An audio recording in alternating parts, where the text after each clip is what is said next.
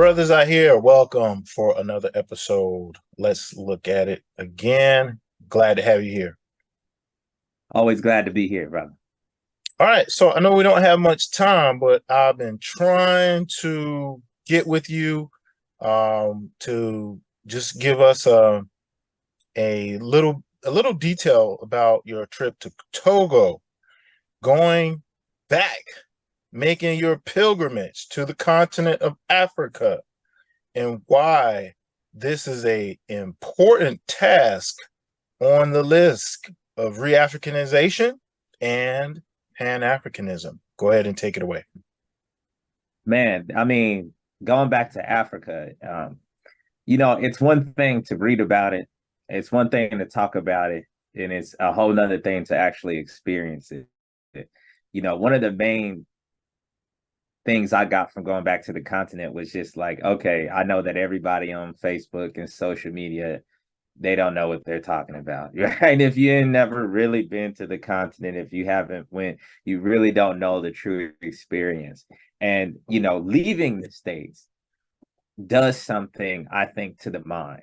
You have got to be able to get out of the matrix to see the matrix for what it is. It's just as simple as that. If you don't physically exit out of the constructs of this place, you may think that this is all that there is, and it keeps you boxed in. And this is why it's important to travel, period. But as people who want to go into this re-Africanization journey, we have to go back to the continent. We have to go back to the motherland. And one of the biggest things I took away, of course, everybody knows I initiated the voodoo in southern Togo with the Ewe people. And so I was in what they call Ewe land in southern Togo. And the first thing really I experienced was like the communalism or hospitality that we would like to emulate in a lot of these groups. At least that's what we say on paper. We like, hey, we want to be community. We want to be able to help each other. We want to do this mutual aid. And a lot of times when I see like mutual aid from a lot of groups that I've been in, it's sort of like a paternalistic kind of like, I'm here to give you some mutual aid. I'm kind of better than you, mutual aid, But when I went to Africa, they still had that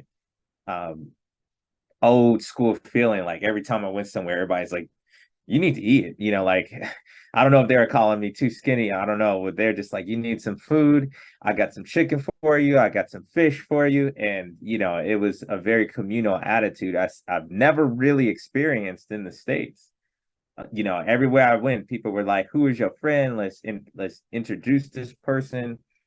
And so being able to experience real community, I think, for the first time with all Black people was such a transformational experience, because it's being able to be around your own people and seeing positive relations is a lot different than if you're used to seeing the exact opposite being here in the States. And so that was one of the biggest takeaways I had, was just the pure communalistic attitudes and hospitality. The second thing is being able to see how people live with less. I was in a temple. There was no internet. There was no kind of like electricity at the time. And so going through that is a traumatic experience. I was in the Army, so I already had that kind of, I guess, out of industrial society living or experience. But being there on that journey allowed me to escape the matrix again, and allowed me just to sit down and be able to read through the text. I brought Malcolm X with me, the book, and I was able to just have so much time to read it and think. So I think that was good, just to be able to see how different people live in Africa. And I got to see the city, Lomé, right? So I got to see both sides of Africa, the rural side where they didn't have the same stuff we have, but then I got to see the city side as well. So, that's important too, because I think you have to see your people being self-governed, And I had that same experience even kind of moving from the Northwest to the South when I came to Atlanta. So you got to be able to see your people doing it without anybody else around. I think that's another effect. So And lastly, I would say one of the biggest transformations I had going out there to Africa was talking to them about Pan-Africanism. In the States, when I brought up Pan-Africanism, it was kind of like, whatever. It's like, no, it's not really a conversation unless it's well, this is our land and they don't like us, so forget them over there. But on the plane ride there and on the plane ride coming back, like that was still in the hearts of the people there, like Pan-Africanism. There was still some differences, right? And this is a big important thing. Primary resources, going out there and talking to people on the ground. I got to learn the Awe people and their story. And kind of how they viewed Kwame Nkrumah from a different lens, coming from from the Togo perspective. And so, that was very important too, from establishing a connection with people on the ground and hearing a different perception of people on the continent talk about Pan-Africanism rather than our perspective here in the States. But making that connection is extremely important. Let me ask you, do you feel like part of that is due to the people on the continent actually having real struggle? And when I say real struggle, I mean, you had these anti-colonial armed conflicts and political conflicts that really shaped the consciousness of the people toward Pan-Africanism on a more material basis. Would you say that's correct? That's definitely correct. Because the thing is right, like, when you're faced with real suppression, that real struggle, right? It's like you see what the immediate need to do things out there is. And it's not really like a game for them. It's really do or die out there, so to speak, And so you see the immediate need for people to come together, immediate need for people to kind of respond to like repressive governments, right? Now, in America, people can kind of say, oh, well, there's a need here. But when you have a lot of like luxuries and when a government kind of responds to you in some kind of ways, that immediate need for like that revolutionary ideology kind of goes away. And it's hard to try to transform the entire public to just get to understand revolution if there's almost not an immediate need for it, So it's important to understand like what's going on politically, and it's important to understand the stability of like governments and a history of what's going on, because if you don't, you might end up making irrational decisions, and you may have an irrational understanding about your particular role and struggle if you don't really have that good grasp and not be able to compare yourself to something else too. I think that's a very important, because you might end up thinking that this is so bad here, but you got to see how other people are living. And then see what, this is a big problem with us here in the States with Pan-Africans. You might be able to connect with some people on the continent and be able to help them in some kind of way, like establish a connection and uplift their voices from the diaspora. That may be something we could do. But to answer your question, yeah, I think that having that real struggle out there raises consciousness. Let me ask you, why Togo? How did you come to the conclusion that this would be the place that you would go to with the initiation and everything, rather than, like most people arrive in Ghana, Nigeria, Kenya, or South Africa? Why Togo for you? So I was doing a lot of research. I went to a lot of different communities in Atlanta, and I ran into a lot of issues with people who were hustlers of the spiritual tradition. And I couldn't trust a whole lot of people. And so I had to really research folks online, and I asked a lot of questions, and I really tried to vet as much people as I could possible. And by the time I ended up with my priest, I asked a bunch of people around the communities. I talked to folks about that person, and I had nothing but good reports about that person. And so I talked to that person, built a relationship with them way before I had even went out there. And I was just asking that person questions, and that person eventually earned my trust, and I was able to fly out there and get it done. And Togo, the funny thing about Togo is that it's such a small country, right? And it's a French speaking country. And so one thing I did like about it was I didn't have too many people like in my business, because if you kind of get with these popular traditions, everybody gets to tell you this, that, and the third. Everybody tries to tell you, oh, what you're doing is wrong, so on and so forth. So I felt comfortable enough that I was able to speak to this first person directly, and I have that connection, and I don't have too many other people in there. And I felt like that was important because I feel like too much of the American market kind of takes the integrity out of the traditions because there's so much money involved, and so that's why I end up going to Togo. And what I appreciate about it is it really taught me about a history of a place I didn't know anything about, right? And that expanded my consciousness. That gave me a deeper appreciation of Pan-Africanism because it wasn't just studying Kwame Nkrumah in Ghana or Tanzania or any of the hot spots, right? It's really studying a group of people a way and making that connection. Now, you did go on your own. What do you think about and be honest, I don't care if anybody feels you're being too critical or whatever. What do you feel about like these tours where people are selling you on the idea of reconnecting to Africa and reconnecting you to your ancestry? Because I got caught up in one of those cultish type situations, but you actually did this on your own. So, what do you see as being the advantages of doing this on your own versus joining some group or going on some kind of tour? And would you advocate either one or the other?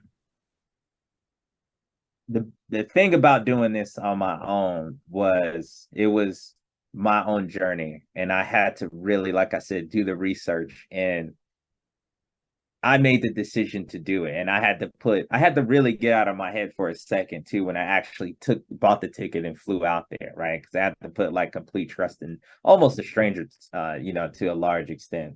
And so many people told me to always go with some friends. It's highly not recommended to just go there by yourself. But one of the most rewarding things about doing it individually was that I know if it's my mistake, I can take ownership of that. And if it works out, I can take ownership of that. What I really don't like is when people take advantage of other folks' ignorance, and it happens all the time in our communities, right? And you won't even really know, right? Until years later, and you're like, oh, wait a minute, this thing didn't cost 2,000 or 5,000, but generally about groups. They always want to sell you something, and a lot of times the groups want to take advantage of people's enthusiasm of wanting to go back. And somebody always wants to make sure that they're the ones that is measuring your progress. They're measuring what's real or what's not real for you. And so it's almost like they want to be the ones to get that money from you. And so that's the thing I warn about trusting too many people in these circles, is because money is still involved, and people still want to make that money, and people still want to hold on to some positions of social power, and knowledge, status, or I can do this for you. It's them holding the status over you, and you always just got to be wary of that, even if they got the red, black, and green on. Now on the positive side of groups and things like that, at least you can depend on other people to say, okay, am I progressing? What am I learning? And it does have some kind of safety, and it allows us to experience this thing together. Absolutely. Let me ask you, do you foresee yourself in the future maybe conducting some tours or some reconnecting journeys of your own, or being like a guide that can assist people in this experience since you actually had it for yourself? Definitely, man. I definitely would love to just reconnect people with that heritage.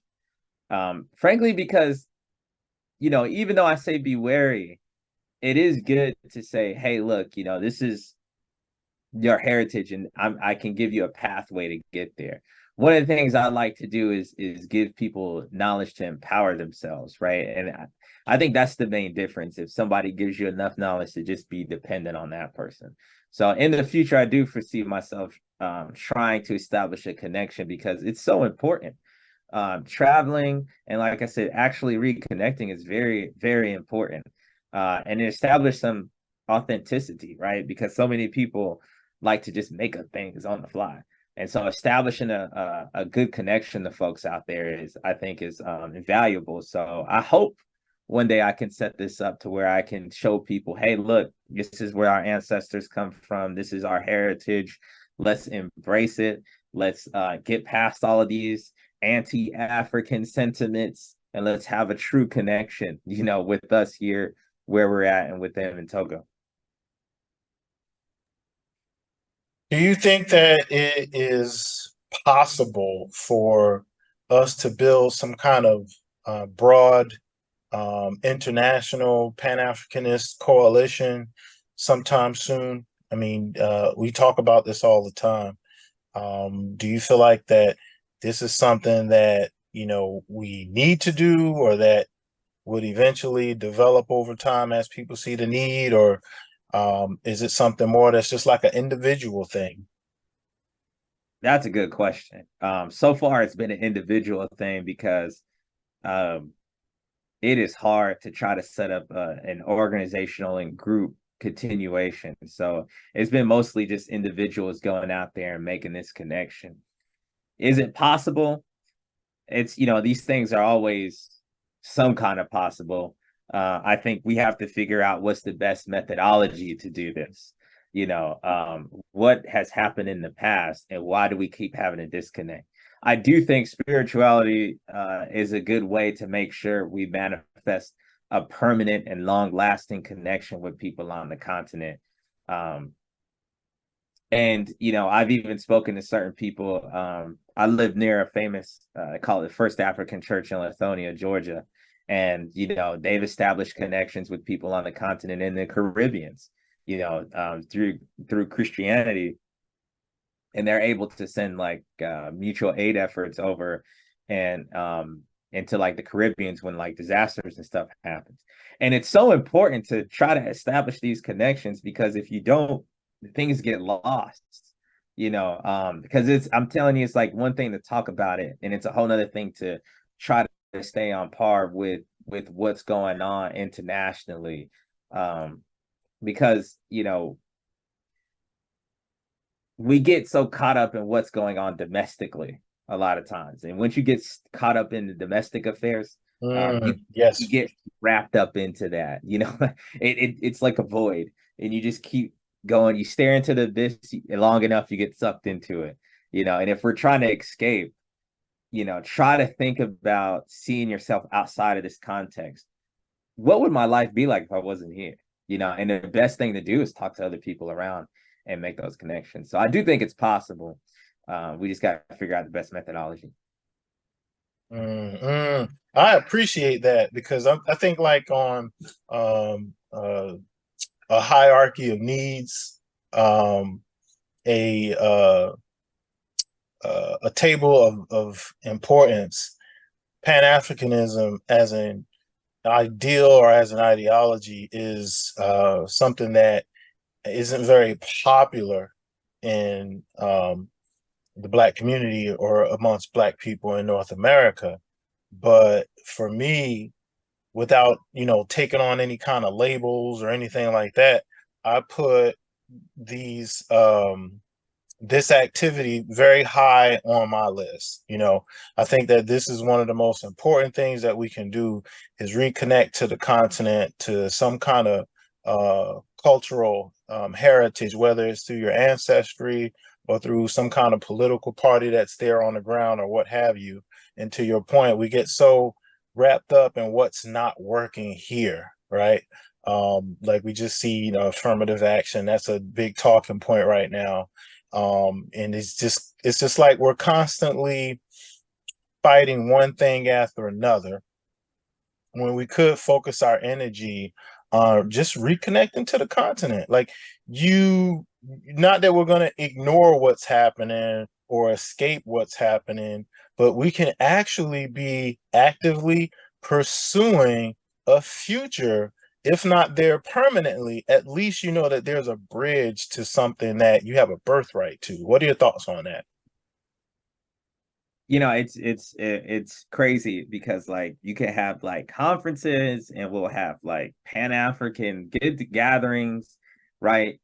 And you won't see any people from the continent there, right? Like you won't see any kind of representation of folks from outside of America, right? And it's very telling, right? And even a lot of times when we get together, you know, Africa doesn't even come up for Black folks, and if it does, it comes up like in a very superficial way, and it kind of shows like you know where the priorities are at, right? And so, you know, being able to come together and say, let's focus on this thing here, right? That allows us to have an objective and work towards that objective. And anybody, if you go into school, let's just say you go into school or you trying to get a job, whatever your focus is, sometimes less important stuff starts to go out in the background. So if we can get that focus, like you said, on reconnecting culturally or whatever, some of this stuff will fade out. Like we'll start to be able to make better decisions on, do we really need to get involved with this? Do we really need to get involved with that? Are we just going to keep repeating this cycle again and again and again and again and again? Or are we going to be able to visualize ourselves moving in a different direction, moving in a consistent direction towards building something that we can sustain and building a cultural connection with the motherland that we can sustain and keep going back and forth from, and finally get this thing right? Because I'm getting sick and tired of seeing all of these groups promote Marcus Garvey and Malcolm X and then talk nothing about Africa, right? Don't even go. Don't even look in the Mm, direction.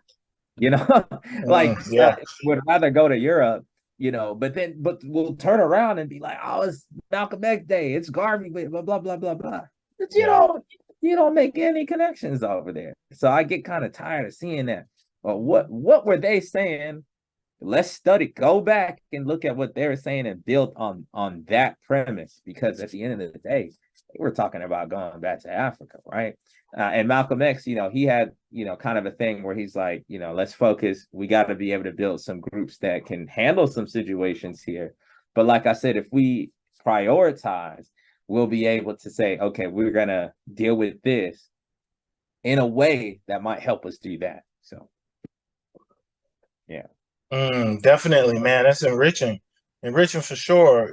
There's so many points that we could discuss in regards to this topic, but for time's sake, I really feel like you've laid out something that has some great potential. Which is building a bridge to Africa. We kind of struggle, you and I, back and forth with ideas all the time, but as you're talking, I'm like, boom, there it is. The Pan-Africanist vision and practice where we began building a bridge to Africa. We're juggling ideas and trying to figure out what should we do while in the US. We're growing our own food, homeschooling our children, building African institutions, mutual aid, defense in the community and whatnot. But how long will this last? And how beneficial is it when we could actually be in the process of building some permanent relationships on the continent? I mean, you look, everybody else from every continent and every country in the world is making their way toward Africa with permanence and expediency, except for the Black people in America. On that note, I was surprised. I got an elder from friends from the Congo, and he tells me all the time about some of these white supremacist groups that go to Uganda, right? And how they look at some of these places as potential. And it just makes me realize the same thing. they devalue our culture and they devalue us, our lands. But at the same time, so when they devalue it, then we don't look at it with any value. But then they change their mind and say, well, we'll go over there and value it. But then we get so caught up in what they told us before. So we'll end up hating Africa. We'll see no value over there. And we'll say, well, we want to be in America or we want to be in Europe because that's where it's at. But then you'll see them all seeing potential over there on the continent, and even with African spirituality, that's the devil. That's European. That's why we're Christians now. And you'll see them paying, top dollar up to $10,000 to like do some of these things. And I get so like irritated because if we really talk to this decolonization and we talk all of this stuff, we should be looking at Africa with pride and period, but I can't tell you, and I'm talking about conscious folks. I'm talking about revolutionaries, black nationalists. I had a conversation with a regular sister the other day, and she's like, "Oh, I think I want to go to Paris." And I wasn't like surprised, but when I have that same conversation with revolutionaries, I ain't never been to Africa, ain't really nothing for me there. I'm like, oh, what is going on? So Yeah. Oh, yeah. They're suffering over there. They're doing bad. We're winning over here. I had someone tell me this by email just yesterday, and I think I shared a little bit of that with you. Oh, we're going back to Africa. They ain't doing well. But anyhow, let's agree from here. Just run out of time. I think it would be great for us to get together again on this topic and actually do a homework assignment.